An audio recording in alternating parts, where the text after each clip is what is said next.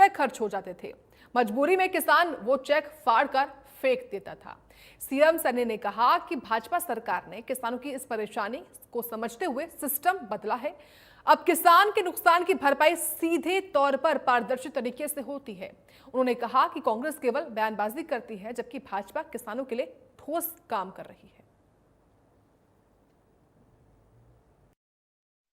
धान की खरीद चल रही है, हमने बोल दिया है और सभी मंडियों के अंदर हमने एक अधिकारी को भी वहां कहा है कि वहां पर उसकी देखरेख में कोई भी समस्या, कोई दिक्कत हो उसको तुरंत दूर करें, क्योंकि मंडियों के अंदर मॉइस्चराइज को लेकर के थोड़ा रुक सकता है, बाकी खरीद जारी है। हमने बोला है और मंडियों के अंदर भी इस बात को लेकर के ध्यान कर रहे हैं कि ये इलेक्ट्रॉनिक कांटे लगे, क्योंकि ये किसानों की इसकी मांग थी और उसके ऊपर काम चल रहा है।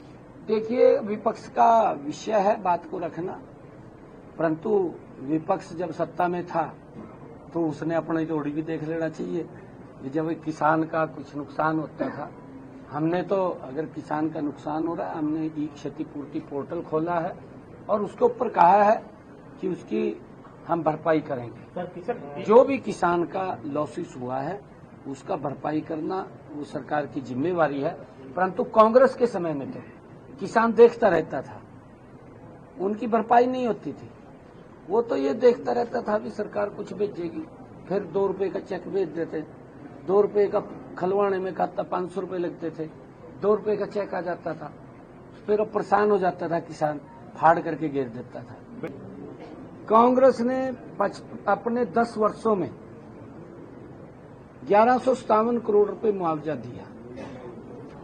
भारतीय जनता पार्टी की सरकार ने 10.5 वर्षों में 15,500 करोड़ रुपया किसान को उसकी फसल के खराबी का नहीं वेरीफाई कर रहे हैं। हम जल्दी ही उनका मुआवजा पहुंचाने का काम करेंगे।